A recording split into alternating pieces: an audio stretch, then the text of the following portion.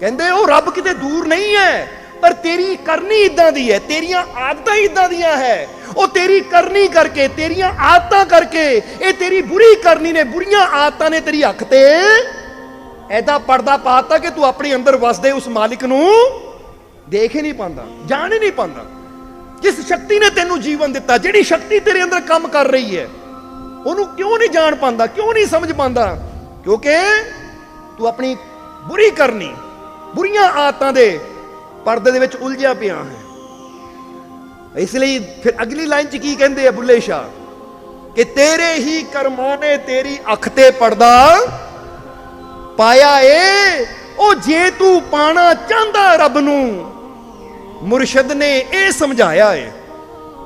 ਕਹਿੰਦੇ ਬੁੱਲੇ ਸ਼ਾਹ ਕਹਿੰਦੇ ਜੇ ਰੱਬ ਨੂੰ ਪਾਣਾ ਤਾਂ ਮੇਰੇ ਮੁਰਸ਼ਿਦ ਨੇ ਇੱਕ ਗੱਲ ਸਮਝਾਈ ਹੈ ਕਿ ਰੱਬ ਨੂੰ ਪਾਣ ਦਾ ਤਰੀਕਾ ਕੀ ਹੈ, ਪਰਮਾਤਮਾ ਨੂੰ ਸਮਝਣ ਦਾ ਤਰੀਕਾ ਕੀ ਹੈ। ਇੱਥੇ ਦੇਖਣ ਦੀ ਗੱਲ ਨਹੀਂ ਕੀਤੀ ਉਹਨਾਂ ਨੇ, ਕਿਉਂਕਿ ਰੱਬ ਨੂੰ ਦੇਖਿਆ ਨਹੀਂ ਜਾ ਸਕਦਾ, ਪਾਇਆ ਜਾ ਸਕਦਾ ਹੈ। ਤੁਸੀਂ ਕਹਿਣਾ ਇਹ ਕਿੱਦਾਂ ਹੈ? ਕਿਉਂਕਿ ਦੇਖਣਾ ਕਿੱਦਾਂ ਹੈ? ਉਹ ਤਾਂ ਨਿਰੰਕਾਰ ਹੈ, ਨਿਰੰਕਾਰ ਨੂੰ ਦੇਖਿਆ ਨਹੀਂ ਜਾ ਸਕਦਾ, ਪਰ ਉਹਨੂੰ ਪਾਇਆ, ਹਵਾ ਨੂੰ ਦੇਖਿਆ ਨਹੀਂ ਜਾ ਸਕਦਾ, ਪਰ ਖਿੱਚਿਆ ਜਾ ਸਕਦਾ ਆਪਣੇ ਅੰਦਰ। ਸਮਝਦੇ ਹੋ ਕਿ ਨਹੀਂ? ਖੁਸ਼ੀ ਨੂੰ ਦੇਖਿਆ, ਪਰ ਅਸੀਂ ਕਹਿੰਦੇ ਆਨੰਦ ਨੂੰ ਦੇਖਿਆ ਨਹੀਂ ਜਾਂਦਾ, ਪਰ ਬੰਦਾ ਕਹਿੰਦਾ ਮੈਂ ਬੜਾ ਆਨੰਦਿਤ ਹਾਂ, ਉਹ ਦਿਖਾਵੇ ਆਪਣਾ ਆਨੰਦ। ਕਿੱਥੇ ਆਨੰਦ ਭਾਈ? ਇਹ ਮਹਿਸੂਸ ਕਰਨ ਵਾਲੀ ਚੀਜ਼ ਹੈ। ਸੋ ਰੱਬ ਆਨੰਦ ਹੈ, ਰੱਬ ਇੱਕ ਖੁਸ਼ੀ ਹੈ, ਇੱਕ ਸ਼ਾਂਤੀ, ਇੱਕ ਸਕੂਨ ਹੈ, ਉਹਨੂੰ ਪਾਇਆ ਜਾ ਸਕਦਾ ਹੈ, ਦੇਖਿਆ। ਇਸ ਲਈ ਬੁੱਲੇ ਸ਼ਾਹ ਕਹਿੰਦੇ ਹੈ ਜੇ ਤੂੰ ਪਾਣਾ ਚਾਹੁੰਦਾ ਰੱਬ ਨੂੰ, ਮੁਰਸ਼ਿਦ ਨੇ ਇਹ ਸਮਝਾਇਆ ਏ। ਉਹ ਜੋ ਸੋਬਤ ਫਕਰਾਂ ਦੀ ਕਰਦੇ, ਬੁੱਲਿਆ ਭੇਦ ਉਸੀ ਨੇ ਪਾਇਆ ਏ। ਕਹਿੰਦੇ ਮੁਰਸ਼ਿਦ ਨੇ ਇੱਕੋ ਹੀ ਗੱਲ ਕਹੀ, ਜੇ ਰੱਬ ਨੂੰ ਪਾਣਾ ਹੈ ਤਾਂ ਫਕੀਰਾਂ ਦੀ ਸੋਬਤ ਕਰ, ਅੱਛਿਆਂ ਦੀ ਸੋਬਤ ਕਰ। ਅੱਛੀ ਸੋਬਤ ਵਿੱਚ ਬੈਠੇਗਾ ਤਾਂ ਫਿਰ ਤੂੰ ਉਹ ਰੱਬ ਦੇ ਭੇਦ ਸਮਝ ਲਏਗਾ, ਕਿਉਂਕਿ ਫਕੀਰ ਹੀ ਸਮਝਾਉਂਦੇ ਹੈ। ਪਰ ਜੇ ਬੁਰੀ ਸੋਬਤ ਵਿੱਚ ਬੈਠਾਂਗੇ, ਬੁਰਿਆਂ ਦਾ ਸੰਗ ਕਰਾਂਗੇ, ਤਾਂ ਬੁਰਿਆਂ ਦੀਆਂ ਗੱਲਾਂ ਤਾਂ ਇਦਾਂ ਦੀਆਂ ਹੁੰਦੀਆਂ ਉਹ ਸਾਨੂੰ ਰੱਬ ਤੋਂ ਹੋਰ ਵੀ ਦੂਰ। ਤਾਂ ਹੀ ਕਹਿੰਦੇ ਨਾ ਕਰਨੀ ਆਪੋ ਆਪਣੀ ਕੈ ਨੇੜੇ। ਹੁਣ ਬੁਰੀਆਂ ਗੱਲਾਂ ਕਰਨਗੇ, ਬੁਰੀਆਂ ਆਦਤਾਂ ਪਿੱਛੇ ਲਾਣਗੇ, ਤਾਂ ਹੁਣ ਸਮਝ ਲੈਣਾ, ਜਿੱਦਾਂ ਸਮਝ ਲੈ ਇੱਕ ਬੰਦਾ ਹੈਲਦੀ ਹੈ, ਤੰਦਰੁਸਤ ਹੈ, ਪਰ ਅਗਰ ਉਹਨੂੰ ਬੁਰੀਆਂ ਆਦਤਾਂ ਲੱਗ ਗਈਆਂ, ਬੁਰੀਆਂ ਸੰਗਤਾਂ ਵਿੱਚ ਬੈਠਣਾ ਸ਼ੁਰੂ ਕਰ ਦਿੱਤਾ ਉਹਨੇ, ਬੁਰੇ ਲੋਕਾਂ ਕੋਲ ਬੈਠਣਾ ਸ਼ੁਰੂ ਕਰ ਦਿੱਤਾ, ਜਲਦੀ ਤੰਦਰੁਸਤੀ ਚਲੀ ਜਾਂਦੀ, ਕਿਉਂਕਿ ਬੁਰੀਆਂ ਆਦਤਾਂ ਉਹਨੂੰ ਬਿਮਾਰੀ ਵੱਲ ਲੈ ਜਾਂਦੀਆਂ, ਦੁੱਖਾਂ ਵੱਲ ਲੈ ਜਾਂਦੀਆਂ। ਔਰ ਅਗਰ ਕੋਈ ਬਿਮਾਰ ਹੈ, ਉਹ ਚੰਗਿਆਂ ਦੀ ਸੋਬਤ ਕਰਨੀ ਸ਼ੁਰੂ ਕਰ ਦੇਵੇ, ਚੰਗੀਆਂ ਆਦਤਾਂ ਅਪਣਾ ਲਵੇ, ਤਾਂ ਹੌਲੀ ਹੌਲੀ ਠੀਕ ਵੀ ਹੁੰਦਾ ਚਲਾ ਜਾਂਦਾ ਹੈ। ਇਹਨੂੰ ਹੀ ਕਹਿੰਦੇ ਆ ਕਰਨੀ। ਜੇ ਇੱਕ ਚੰਗੀ ਆਦਤ ਸਾਨੂੰ ਸਿਹਤਮੰਦ ਕਰ ਸਕਦੀ ਹੈ, ਔਰ ਬੁਰੀ ਆਦਤ ਸਾਨੂੰ ਬਿਮਾਰ ਕਰ ਸਕਦੀ ਹੈ, ਤਾਂ ਸਮਝ ਲਓ ਸਾਡੀਆਂ ਚੰਗੀਆਂ ਕਰਨੀਆਂ ਸਾਨੂੰ ਰੱਬ ਦੇ ਨੇੜੇ ਵੀ, ਔਰ ਸਾਡੀਆਂ ਬੁਰੀਆਂ ਕਰਨੀਆਂ ਸਾਨੂੰ ਰੱਬ ਤੋਂ ਦੂਰ ਵੀ। ਇਸ ਕਰਕੇ ਕਰਨੀ ਦਾ ਧਿਆਨ ਰੱਖਣਾ ਥੋੜਾ ਜਿਹਾ। ਇਹਲੇ ਤੇ ਸ਼੍ਰੀ ਕ੍ਰਿਸ਼ਨ ਕੀ ਕਹਿੰਦੇ ਕਿ ਜੀਵਨ 'ਚ ਕਿਸੇ ਵੀ ਮੁਸੀਬਤ 'ਚ ਫਸ ਜਾਵੋ ਤਾਂ ਕਦੀ ਨਿਰਾਸ਼, ਇਹਲੇ ਪਹਿਲੀ ਗੱਲ ਕਹੋ ਕਿ ਮੈਂ ਕਦੀ ਨਿਰਾਸ਼ ਨਹੀਂ ਹੋਣਾ। ਬਸ ਇੱਕ ਭਰੋਸਾ ਰੱਖਣਾ ਹੈ ਕਿ ਮੇਰਾ ਮਾਲਿਕ ਮੇਰੇ, ये विश्वास रखना है कि जिंदगी में किसी भी मुश्किल में फंस जाओ, कभी निराश मत होना, मुझ पे यकीन विश्वास रखना, मैं तुम्हारे हालातों को बदल दूंगा। वो कहते बस विश्वास रखी, तेरे हालात जरूर, इसलिए अपने अंदर ही यकीन करना है।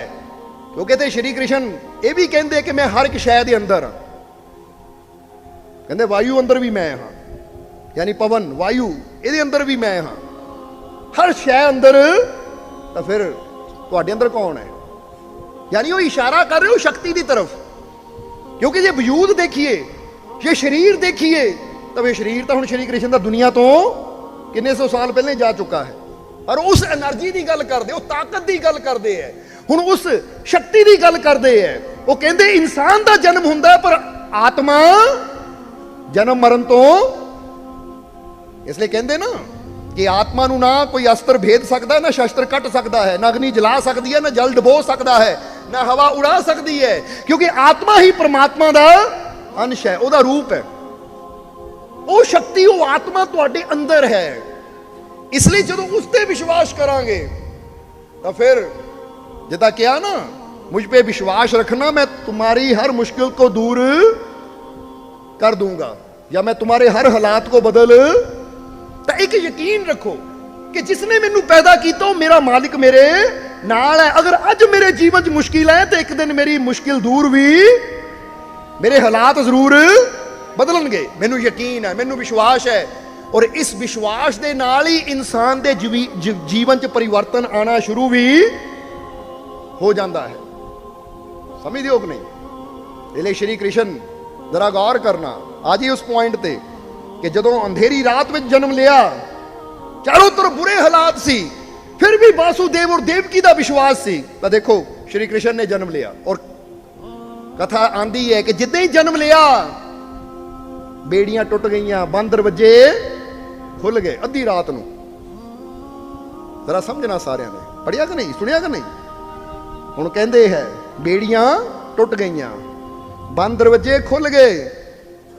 और उस वेले वासुदेव नूं होया कि इस बच्चे नूं टोकरी च पा ते इहनूं गोकुल छड्डिया बाबा नंद दे घर। उन्हां दे मित्र सी बाबा नंद। जरा समझना सारिਆਂ ने। हुण कहंदे है कि जदों टोकरी च पाया श्री कृष्ण नूं, टोकरी रखी सिर ते, तो देखिया सारे सिपाहियां नूं भी गुड़ी नींद आई हुई है, क्योंकि अद्धी रात का वक्त, गुड़ी नींद का वक्त। और यमुना नदी सामने, जदों यमुना नदी विच दी गुजरन लगे तो कहते यमुना नदी भी उफान ते सी और टोकरी सिर ते है। फोटो भी तुसीं देखी होएगी कि फिर की होया कि पानी इन्ना वध गया, इन्ना वध गया, लहरां इन्नियां वध गईयां कि श्री कृष्ण दा जो पैर ना टोकरी तो बाहर सी, वो जिद्दां ही यमुना नाल टच होया, यमुना नाल छोया तो यमुना नदी थल्ले होनी शुरू हो गई। हुण कहानी ने इत्थे रोकी है तो इसदी गहराई नूं समझीए कि जिद्दां ही श्री कृष्ण दा जन्म होया बेड़ियां टुट गईयां, बंद दरवाजे खुल गए। ਇਹਦਾ मतलब की है कि तुहाडे अंदरों शक्ति बैठी है, तुहाडे अंदरों ताकत बैठी, वो परमात्मा बैठा है, पर हाले तक प्रगट नहीं होया। जिद्दां ही कई बार दसी ना कि पत्थर के अंदर मूर्ति मौजूद है, पर हाले तक सट नहीं बजी, हाले तक किसी कारीगर ने उन्होंने तराशिया नहीं है, इसलिए वो मूर्ति है पत्थर के अंदर पर हाले प्रगट नहीं हुई। इसी तरह परमात्मा भी तुहाडे अंदर ही है। और इंसान नूं लगदा मैं तो दुखां दीयां बेड़ियां च जकड़िया होया हाँ, मैनू परेशानियां ने जकड़िया है, मैनू चिंतावां ने जकड़िया है, मैनू बीमारियां ने जकड़िया, मैं तो फसिया होया हाँ, मैं तो ये दुखां दी कैद विच बुरी तरह फसिया हाँ, कोई मैनू छुटकारा नजर नहीं आंदा। तो जदों बाहरों कोई छुटकारा नजर ना आवे तो फिर अंदरों अपने विश्वास नूं इन्ना बढ़ाओ कि तुहाडे अंदर बैठे परमात्मा नूं प्रगट होना पै जावे। क्योंकि तुहाडे अंदर बैठा है परमात्मा जदों प्रगट होएगा तो फिर तुहाडे जीवन दीयां दुखां दर्दां दीयां बेड़ियां टुटदियां चलियां जाणगियां, तुहाडे जीवन दे बंद दरवाजे खुलदे चले जाणगे और तुहाडे जीवन च खुशियां। पर अज की करते हैं असीं, वो अपने अंदर बैठे परमात्मा नूं प्रगट करन दी बजाए विश्वास करके हिम्मत करके उन्होंने बाहर लियाण दी बजाए असीं डर के चिंता करके रो के कमजोर बन के उन्होंने होर दबा दिंदे हैं। जिद्दां समझ लो कि पत्थर च मूर्ति तो है, हुण उन्होंने झाड़ के प्रगट करन दी बजाए असीं दो चार पत्थर होर लिया के उपर रख दईए, उन्होंने होर मुश्किल कर दईए बाहर आना। क्योंकि पहले तो पत्थर सी, हुण 10 पत्थर होर उपर रख दिते, हुण ओहदी जो मूर्ति प्रगट करने वास्ते पहला इन्हां पत्थरां नूं हटावांगे तो फिर उत्ते मेहनत करांगे, इन्हों चंगा वो होर पत्थर लद्दन की बजाए इनू तराशीए। समझ आ रही कि नहीं साडी गल?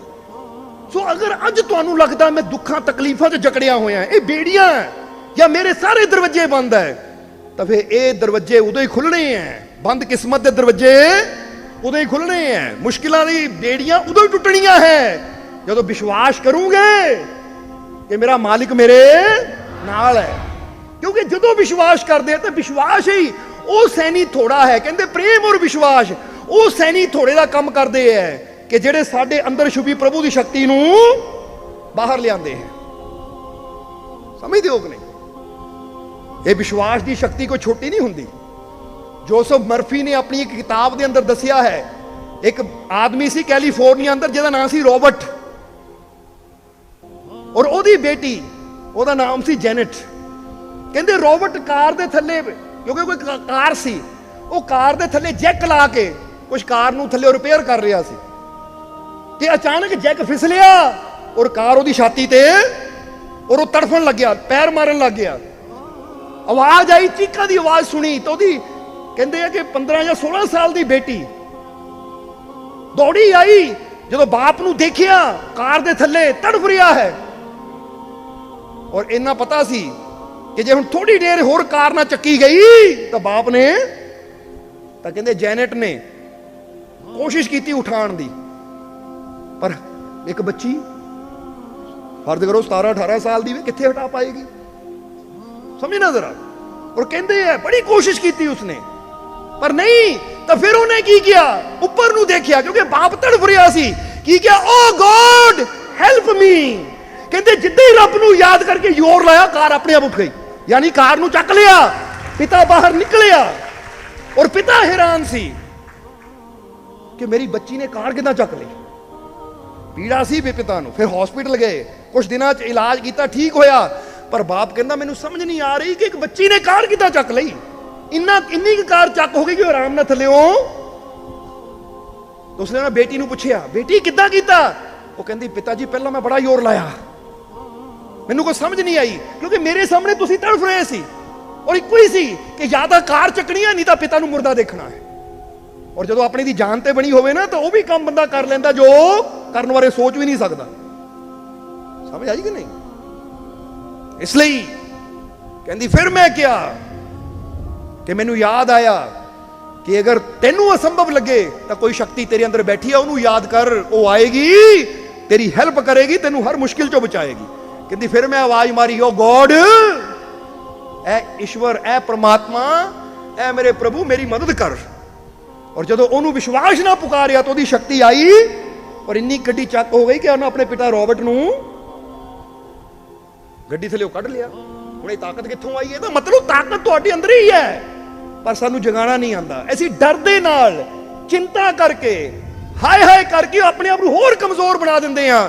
ਹਾਲਾਂਕਿ ਹੋਣਾ ਕੀ ਚਾਹੀਦਾ ਹੈ, ਅਗਰ ਸਾਡੇ ਮੋਰੇ ਕੋਈ ਮੁਸ਼ਕਿਲ ਆਵੇ, ਅਗਰ ਸਾਡੇ ਮੋਰੇ ਕੋਈ ਬੁਰਾ ਹਾਲਾਤ ਆਵੇ, ਕੋਈ ਰੁਕਾਵਟ ਆਵੇ, ਤਾਂ ਸਾਨੂੰ ਇੱਕ ਵਿਸ਼ਵਾਸ ਆਪਣੇ ਅੰਦਰ ਰੱਖਣਾ ਚਾਹੀਦਾ ਕਿ ਮੈਂ ਇਸ ਰੁਕਾਵਟ ਤੋਂ ਨਹੀਂ ਡਰਦਾ, ਮੈਂ ਇਸ ਮੁਸ਼ਕਿਲ ਤੋਂ ਨਹੀਂ ਡਰਦਾ, ਕਿਉਂਕਿ ਹਰ ਮੁਸ਼ਕਿਲ ਨੂੰ ਜਿੱਤਣ ਦੀ ਤਾਕਤ ਮੇਰੇ ਅੰਦਰ ਹੈ ਜਾਂ ਮੇਰੇ ਨਾਲ ਹੈ। ਅਗਰ ਇਹ ਵਿਸ਼ਵਾਸ ਇਨਸਾਨ ਰੱਖਦਾ ਹੈ ਤਾਂ ਹੀ ਤਾਂ ਤੁਸੀਂ ਕਈ ਵਾਰ ਦੇਖੋਗੇ ਨਾ, ਜਿਹੜਾ ਜਿਸ ਚੀਜ਼ ਨੂੰ ਵੀ ਮੰਨਦਾ ਹੈ, ਜਦੋਂ ਕੋਈ ਜ਼ੋਰ ਵਾਲਾ ਕੰਮ ਹੋਵੇ ਨਾ, ਕੋਈ ਕਹਿੰਦਾ ਯਾ ਅਲੀ, ਕੋਈ ਕਹਿੰਦਾ ਹੈ, ਕੋਈ ਨਾਰਾ ਕਿੱਦਾਂ ਲਾਉਂਦਾ ਹੈ, ਕੋਈ ਹਰ ਹਰ ਮਹਾਦੇਵ, ਕੋਈ ਵਾਹਿਗੁਰੂ ਜੀ ਕਾ ਖਾਲਸਾ ਵਾਹਿਗੁਰੂ ਜੀ ਕੀ, ਯਾਨੀ ਆਪਣੀ ਆਪਣੀ ਜਿੱਥੇ ਵੀ ਸ਼ਰਧਾ ਹੈ ਇਨਸਾਨ। ਸਮਝਣਾ ਜ਼ਰਾ। ਆ ਪਿੱਛੇ ਜੇ ਲੜਕਿਆਂ ਨੇ ਦੱਸਿਆ ਕਿ ਮਾਲਕੋ ਪਿੱਛੇ ਬਾਰਿਸ਼ ਬੜੀ ਹੋ ਰਹੀ ਸੀ ਹਿਮਾਚਲ 'ਚ, ਯਾਨੀ ਰਸਤੇ ਵੀ ਟੁੱਟ ਗਏ ਸੀ, ਇੰਨਾ ਪਾਣੀ ਸੀ। ਅਸੀਂ ਦਰਬਾਰ ਤੇ ਆਣਾ ਸੀ ਤਾਂ ਰਸਤੇ 'ਚ ਨਾ ਇੱਕ ਰਸਤਾ ਇੰਨਾ ਟੁੱਟਿਆ, ਪਾਣੀ ਵਗ ਰਿਹਾ ਸੀ, ਪਰ ਸਾਡੀ ਸੀ ਕਿ ਹੁਣ ਨਿਕਲੇ ਆ ਤਾਂ ਜਾਣਾ ਹੀ ਹੈ। ਕਹਿੰਦੇ ਅਸੀਂ ਪਾਈ ਤਾਂ ਗੱਡੀ ਸਾਡੇ ਕੋਲ, ਪਰ ਜਿੱਦਾਂ ਹੀ ਪਾਈ ਤਾਂ ਲੋਕਾਂ ਨੇ ਕਿਹਾ ਫਸ ਜਾਣੀ ਹੈ, ਫਸ ਜਾਣੀ ਹੈ, ਕਿਉਂਕਿ ਪਾਣੀ ਤੇਜ਼ ਹੈ, ਸੜਕ ਟੁੱਟੀ ਹੋਈ ਹੈ।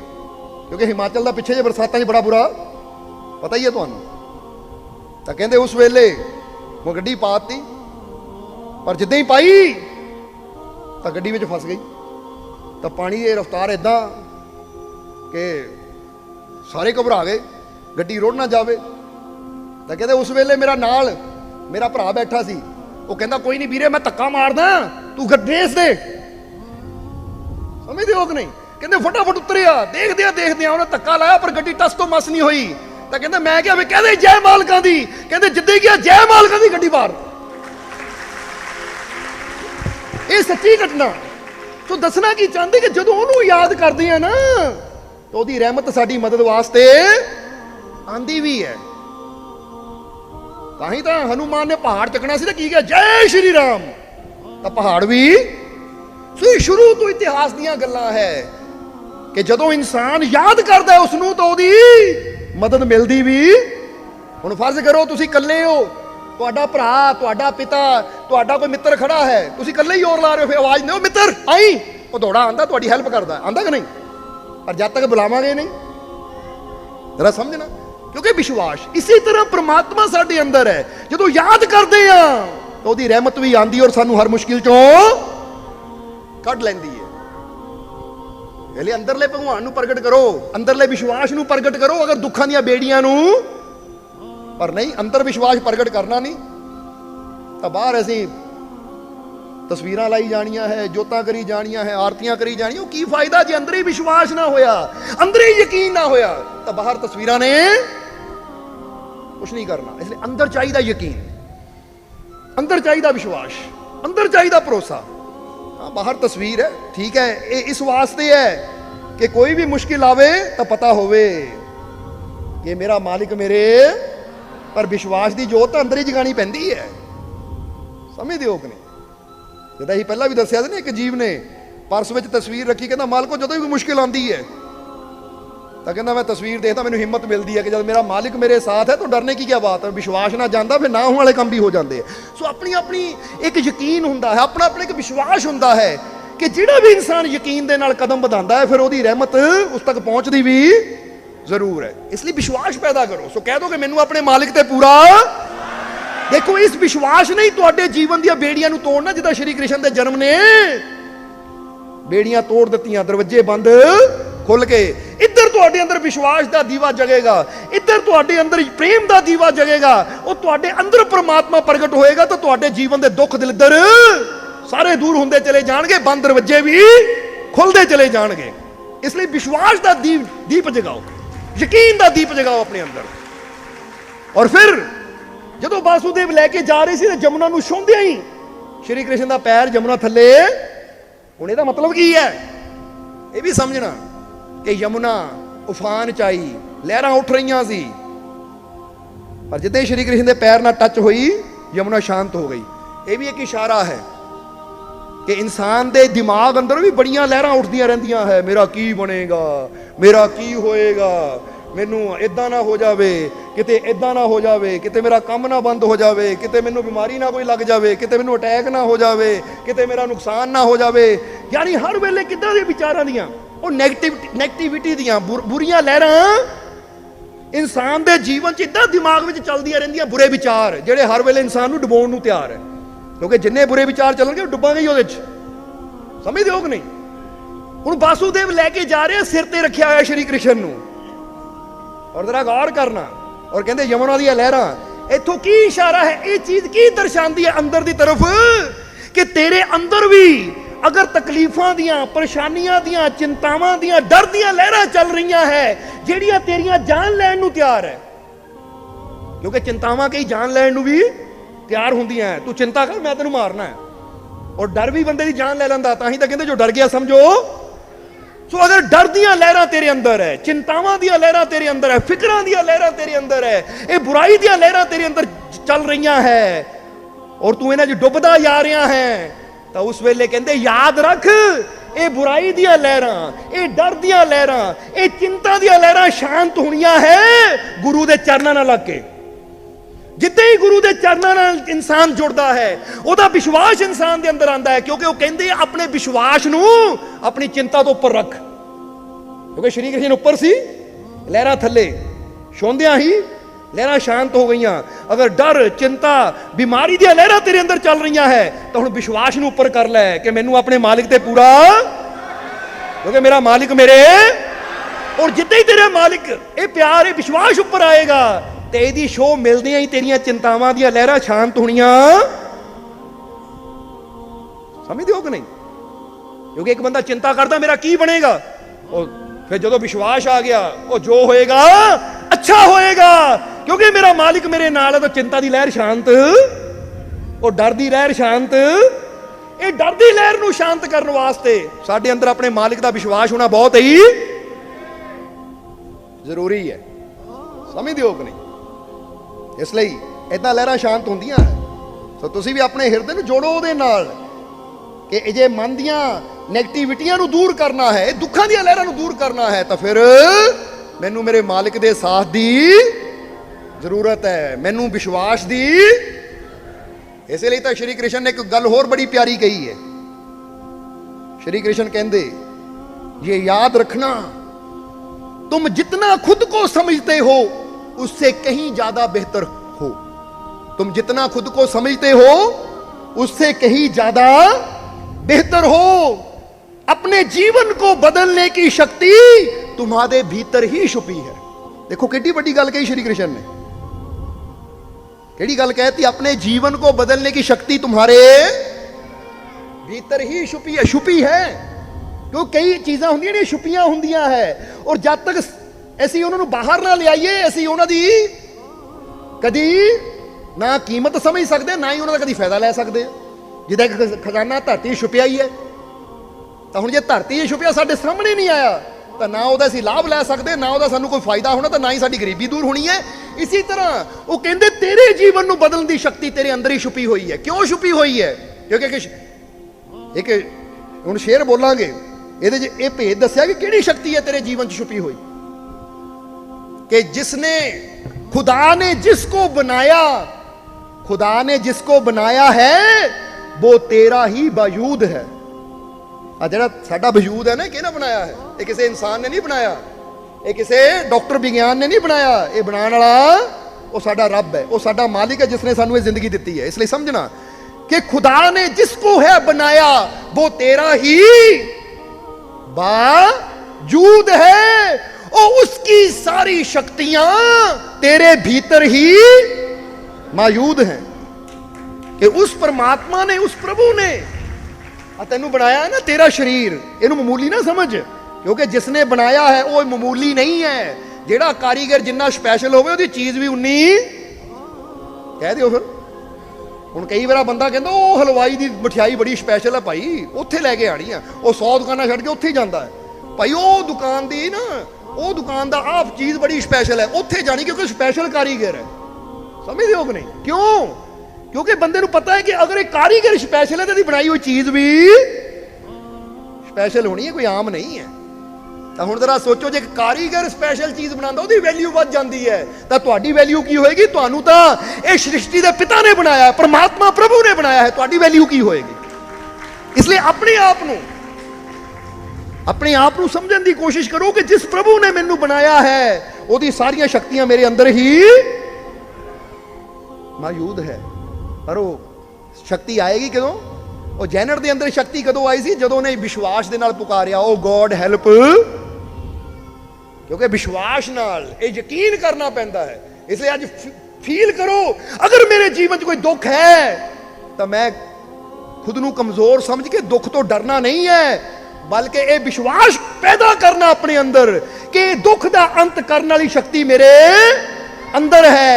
मैं ये दुख नू दूर कर सकता हाँ, मैं इस मुश्किल नू जित सकता हाँ, क्योंकि मैनू जिंदगी देने वाला, जीवन देने वाला, जित देने वाला मेरा मालिक मेरे, मेरा मालिक मेरे, मेरा मालिक मेरे।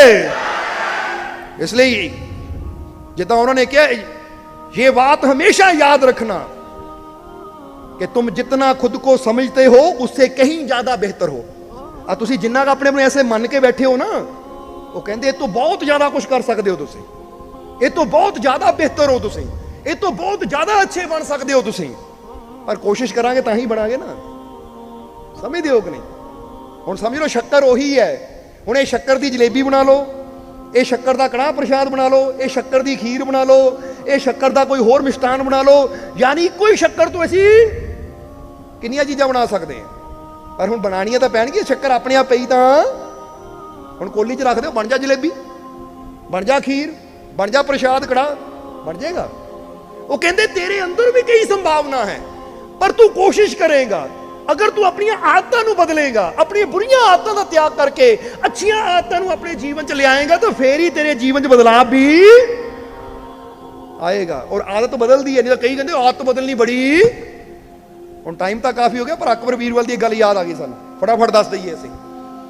ਇੱਕ ਦਿਨ ਅਕਬਰ ਬੀਰਬਲ, ਯਾਨੀ ਅਕਬਰ ਦਾ ਦਰਬਾਰ ਲੱਗਾ ਸੀ, ਬੀਰਬਲ ਬੈਠਾ ਸੀ, ਹੋਰ ਦਰਬਾਰੀਆਂ ਚਰਚਾ ਚੱਲ ਪਈ, ਵਿਹਲੇ ਬੈਠੇ ਸੀ, ਗੱਲ ਚੱਲ ਪਈ ਕਿ ਕੀ ਬੰਦੇ ਦੀ ਆਦਤ ਬਦਲ ਸਕਦੀ ਹੈ? ਤਾਂ ਕਈ ਕਹਿੰਦੇ ਮਹਾਰਾਜ ਆਦਤ ਬਦਲਣੀ ਬੜੀ ਔਖੀ ਹੈ, ਅਗਰ ਬੁਰੀ ਆਦਤ ਲੱਗ ਜਾਵੇ ਛੱਡਣੀ ਔਖੀ ਹੈ। ਤਾਂ ਜਿਸ ਵੇਲੇ ਇਦਾਂ ਦੀਆਂ ਗੱਲਾਂ ਚੱਲ ਰਹੀਆਂ ਸੀ, ਬੀਰਬਲ ਹੱਸ ਰਿਹਾ ਸੀ। ਤਾਂ ਅਕਬਰ ਨੇ ਪੁੱਛਿਆ, ਬੀਰਬਲ ਤੂੰ ਕਿਉਂ ਹੱਸ ਰਿਹਾ ਹੈ?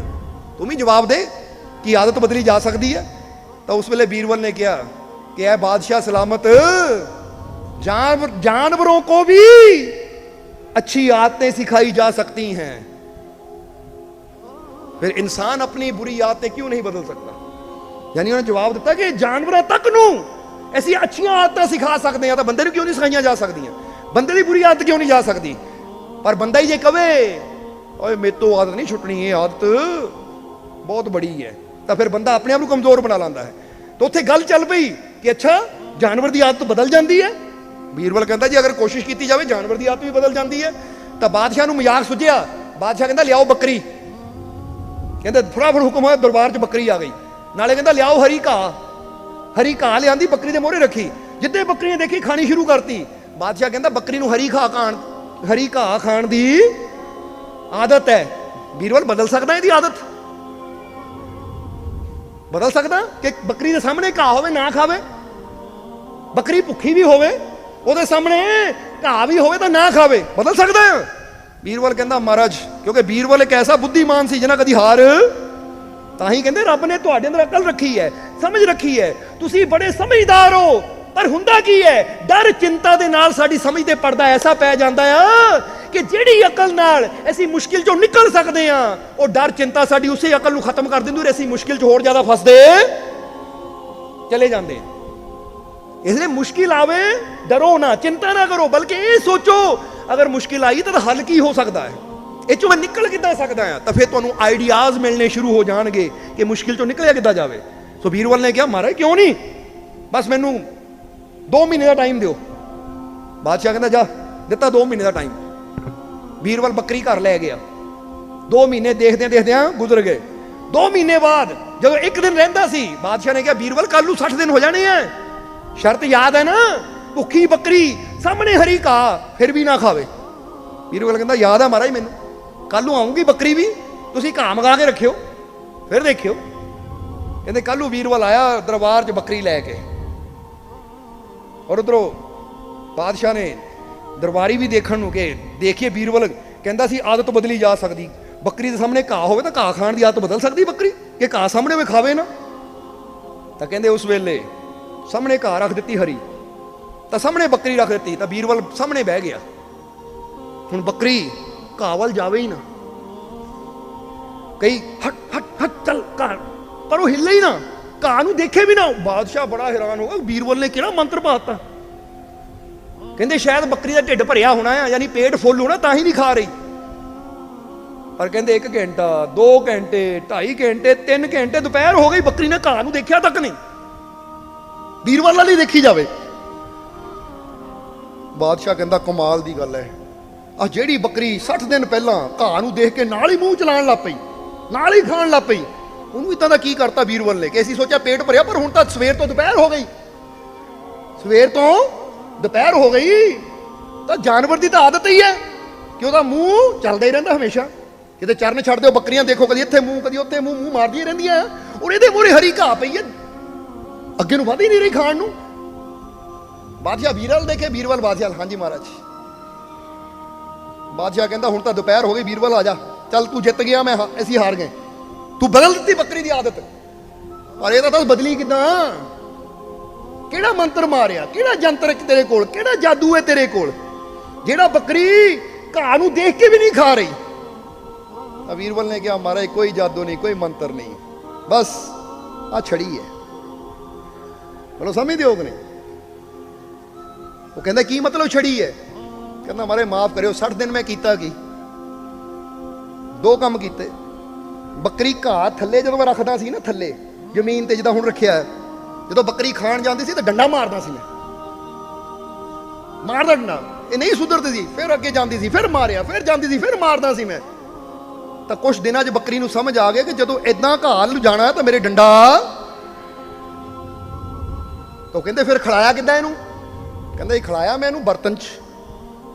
ਹੁਣੇ ਹੀ ਤੁਸੀਂ ਇੱਕ ਕੜਾਈਆ ਲਿਆਓ, ਲੋਹੇ ਦੇ ਕੜਾਈਏ ਹੁੰਦੇ ਆ ਨਾ, ਉਹਦੇ 'ਚ ਪਾ ਕੇ ਦਿਓ, ਦੇਖੋ ਤਾਂ ਕਿੱਦਾਂ ਖਾਂਦੀ ਹੈ। ਕਹਿੰਦੇ ਉੱਥੇ ਮੈਂ ਸਿਖਾ ਦਿੱਤਾ, ਘਾਹ ਖਾਣਾ ਤਾਂ ਕੜਾਈਏ 'ਚ ਖਾਊਂਗੀ ਤਾਂ ਡੰਡਾ ਨਹੀਂ ਪੈਣਾ, ਪਰ ਜ਼ਮੀਨ ਤੇ ਪਿਆ ਖਾਊਂਗੀ। ਬਸ ਉਹ ਮੇਰੇ ਡੰਡੇ ਵਾਲੀ ਦੇਖਦੀ ਸੀ ਕਿ ਜ਼ਮੀਨ ਤੇ ਪਿਆ, ਮੂੰਹ ਵਧਾਇਆ ਡੰਡੇ ਦਾ ਪੈਣਾ ਮੇਰੇ। ਬਾਦਸ਼ਾਹ ਕਹਿੰਦਾ ਲਿਆਓ ਕੜਾਈਆ ਦੇਖੀਏ। ਫਟਾਫਟ ਗਿਆ, ਕੜਾਈਆ ਲਿਆਂਦਾ, ਪਾਇਆ, ਜਿੱਦਾਂ ਪਾਇਆ ਬੱਕਰੀ ਦੌੜੀ ਆਈ, ਖਾਣਾ ਸ਼ੁਰੂ ਕਰ ਦਿੱਤਾ, ਕਿਉਂਕਿ ਭੁੱਖੀ ਸੀ ਵਿਚਾਰੀ ਸਵੇਰ ਦੀ। ਇਹਦਾ ਸਮਝਣਾ। ਉਹ ਬਾਦਸ਼ਾਹ ਕਹਿੰਦਾ ਇਹ ਕੀ? ਕਹਿੰਦਾ ਦੇਖ ਲਓ ਮਹਾਰਾਜ ਆਦਤ ਬਦਲਦੀ ਕਿ ਨਹੀਂ, ਜਿਹੜੀ ਜ਼ਮੀਨ ਤੇ ਪਈ ਉਹ ਖਾਂਦੀ ਸੀ, ਹੁਣ ਖਾਏਗੀ ਨਹੀਂ, ਜਦ ਵੀ ਖਾਏਗੀ ਪਲੇਟ 'ਚ ਹੀ ਖਾਏਗੀ। ਬਦਲ ਦਿੱਤੀ ਨਾ ਆਦਤ। ਔਰ ਆਦਤ ਬਦਲਣ ਵਾਸਤੇ ਡਰ ਦੀ ਜ਼ਰੂਰਤ, ਕਿਉਂਕਿ 2 ਚੀਜ਼ਾਂ ਨਾਲ ਆਦਤ ਬਦਲਦੀ, ਜਾਂ ਲੋਭ ਨਾਲ, ਕਿਸੇ ਲਾਲਚ ਨਾਲ, ਜਾਂ ਡਰ ਨਾਲ। ਸਮਝਦੇ ਹੋ ਕਿ ਨਹੀਂ? ਹੁਣ ਜਾਨਵਰ ਨੂੰ ਲੋਭ ਤਾਂ ਕੋਈ ਹੋਣਾ ਨਹੀਂ, ਡਰ ਹੀ ਹੁੰਦਾ ਲਾਠੀ ਦਾ। ਬੰਦੇ ਅੰਦਰ ਲੋਭ ਹੈ, ਇਸ ਲਈ ਬੰਦੇ ਨੂੰ ਲਾਲਚ ਦੇ ਕੇ ਵੀ ਆਦਤ ਬਦਲੀ। ਜਿੱਦਾਂ ਆਪਾਂ ਬੱਚੇ ਨੂੰ ਕਹਿੰਦੇ ਨਾ, ਬੱਚਾ ਕਹਿੰਦਾ ਮੈਂ ਹੋਮਵਰਕ ਨਹੀਂ ਕਰਨਾ, ਉਹ ਚੱਲ ਚਾਕਲੇਟ ਮਿਲੇਗੀ, ਆ ਗੁੜੀਆ ਲੈ ਕੇ ਦੇਣੀ, ਉਹ ਲੋਭ ਵਿੱਚ ਆ ਕੇ ਹੋਮਵਰਕ ਕਰਦਾ ਫਟਾਫਟ।